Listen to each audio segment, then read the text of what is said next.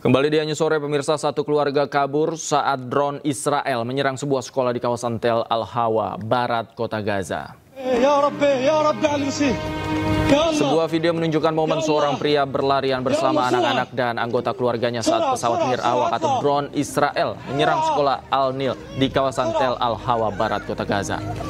Israel juga menargetkan sekolah Abu Hello di kamp pengungsi Al-Bureij menggunakan rudal. Seorang anak perempuan nampak berlari untuk menyelamatkan diri dari serangan udara tersebut.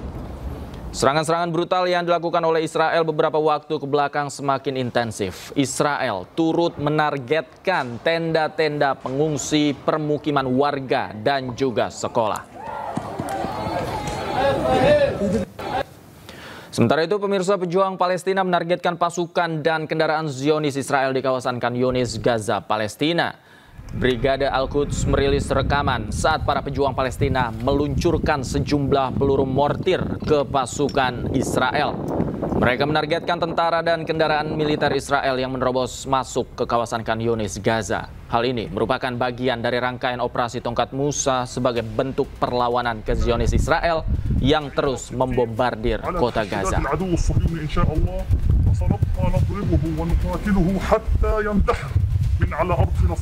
Setelah berhari-hari menunggu kepastian, Wanda Hamidah, aktivis kemanusiaan delegasi Indonesia Global Peace Convoy, akhirnya ikut berlayar menembus blokade Gaza bersama Global Sumut Flotilla. Ya, teman-teman semua. Ya, sekarang bawa Anda langsung aja dulu.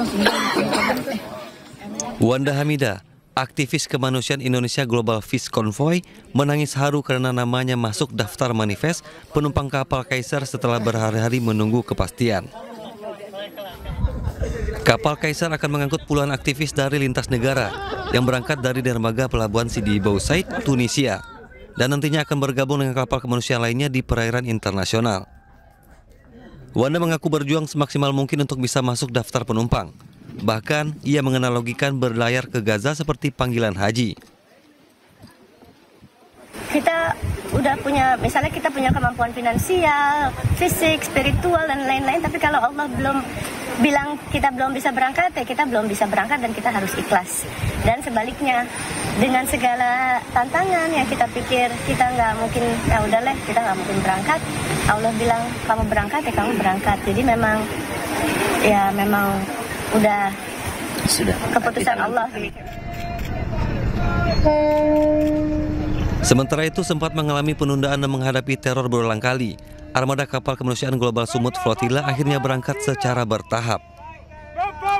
Dan untuk mengetahui informasi selengkapnya kami telah terhubung dengan koresponden iNews Ahmad Tasori. Assalamualaikum, selamat sore waktu Jakarta. Coki, apa kabar? Alhamdulillah, waalaikumsalam warahmatullahi wabarakatuh. Selamat siang waktu Tunis, David dan pemirsa iNews di tanah air. Baik, bagaimana proses perjalanan menembus blokade menuju ke Gaza, seperti apa progresnya hingga hari ini? Ya, dapat kami informasikan bahwa saat ini ada sekitar 49 kapal Global Sumut Flotilla yang sudah terdaftar dalam informasi yang kita dapat dalam daftar resmi kapal-kapal yang sudah berlayar dari baik itu dari Barcelona maupun Sidi Bou Said dan dari pelabuhan yang ada di baik berada pelabuhan di Roma, Italia maupun dari Greece. 49 kapal ini nantinya akan melakukan pelayaran secara bersama-sama di laut internasional untuk melakukan misi kemanusiaan untuk menembus blokade Gaza dan membuka koridor kemanusiaan, David dan pemirsa di tanah air. Baik. Apa yang menjadi kendala perjalanan ke sana, Coki? Ya, kendala yang terjadi beberapa yang kami dapat dari informasi steering committee maupun dari koordinator Indonesia Global Peace Convoy bahwa ada beberapa kendala. Yang pertama persoalan pasokan bahan bakar hingga akhirnya kapal-kapal yang berada di Tunisia dan yang sebelumnya kapal-kapal dari Barcelona tidak bisa melakukan perjalanan hingga akhirnya mengalami keterlambatan dan sampai dengan hari ini sudah 49 kapal yang terdaftar termasuk satu kapal yang ditumpangi oleh aktivis ataupun relawan kemanusiaan Indonesia Global Peace Convoy, Wanda Hamidah. Namun demikian, informasi yang terbaru yang kami dapat bahwa kapal yang ditumpangi oleh Wanda Hamidah, yakni kapal Kaisar, masih berada di perairan Tunisia yang berada di kawasan Kelibia, di mana kawasan Kelibia itu memiliki jarak sekitar 85 kilo dari kota Tunisia. Nantinya Wanda Hamidah sendiri akan melanjutkan perjalanan dengan kapal Kaisar ini untuk bergabung bersama rekan-rekan yang sudah terlebih dahulu melakukan pelayaran baik itu dari Barcelona maupun dari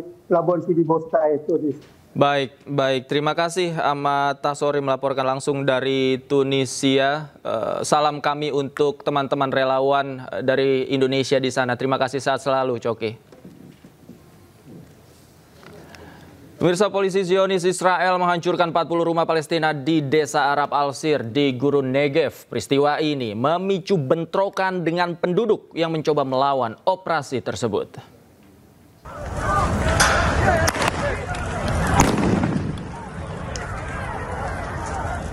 Polisi Israel menembakkan gas air mata dan granat kejut ke arah kerumunan demonstran Arab.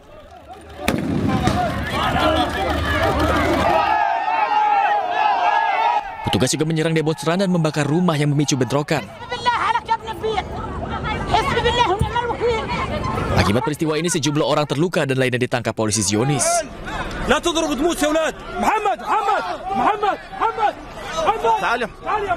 Penjajah Israel tidak mengakui 40 desa yang dihuni 55.000 orang Badui Palestina di Gurun Negev. Ada sekitar 1,6 juta orang Arab di Israel yang mencakup sekitar 20% dari populasi negara tersebut.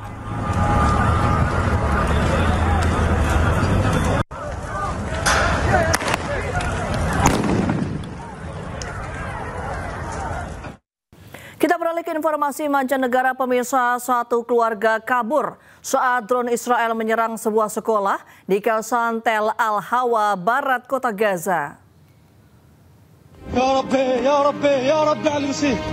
Ya Allah, ya Allah, ya Allah, بسرعة بسرعة بسرعة بسرعة اطلع بسرعة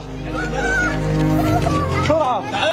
Sebuah video menunjukkan momen seorang pria berlarian bersama anak-anak dan anggota keluarganya saat pesawat nirawak atau drone Israel menyerang sekolah Al-Nil di kawasan Tel Al-Hawa, barat kota Gaza.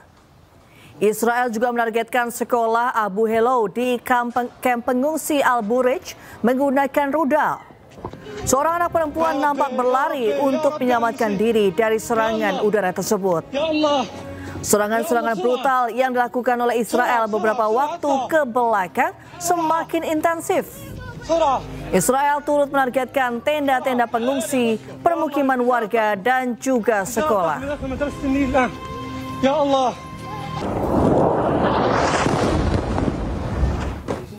Sementara itu, pejuang Palestina menargetkan pasukan dan kendaraan Zionis Israel di kawasan Khan Yunis, Gaza, Palestina.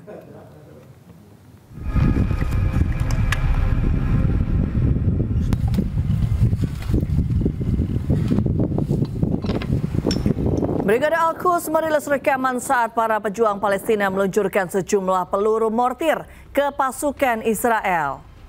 Mereka menargetkan tentara dan kendaraan militer Israel yang menerobos masuk ke kawasan Khan Yunis, Gaza. Hal ini merupakan bagian dari rangkaian operasi Tongkat Musa sebagai bentuk perlawanan ke Zionis Israel yang terus membombardir kota Gaza.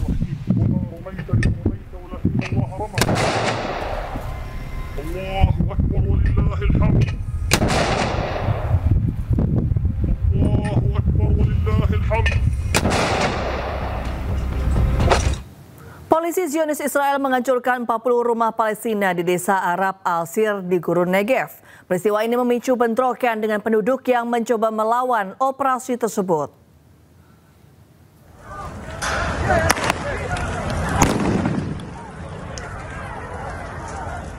Polisi Israel menembakkan gas air mata dan granat kejut ke arah kerumunan demonstran Arab.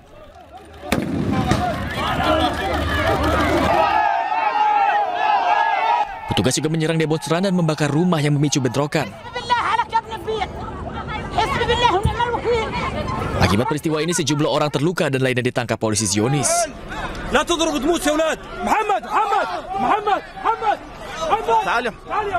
Penjajah Israel tidak mengakui 40 desa yang dihuni 55.000 orang Badui Palestina di Gurun Negev. Ada sekitar 1,6 juta orang Arab di Israel yang mencakup sekitar 20% dari populasi negara tersebut.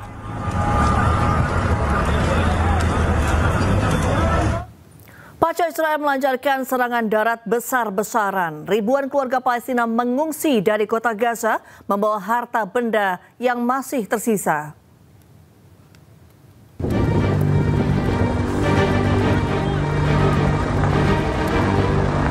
Ribuan keluarga meninggalkan kota Gaza pada hari Selasa saat tentara Israel mengkonfirmasi operasi darat baru yang besar. Bersama anggota keluarga yang masih tersisa, warga meninggalkan Gaza dengan kendaraan atau gerobak dengan harapan mendapat sedikit keamanan di tengah meningkatnya serangan udara Israel di seluruh Gaza. كثير نزحت من غزة على خان يونس، من خان يونس على رفح، من رفح على رجعت تاني على خان يونس، ومن خان يونس لدير البلح، ويما رجعنا تاني على غزة. Sebelumnya, tentara Israel mengumumkan dimulainya operasi kereta perang Gideon II. Jubir IDF menyatakan bahwa tujuan operasi ini adalah untuk membebaskan para sandera dan mengusir Hamas dari kota Gaza.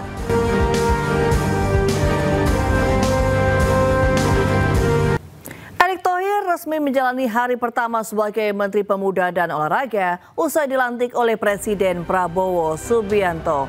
Informasi selengkapnya akan kami hadirkan usai jeda.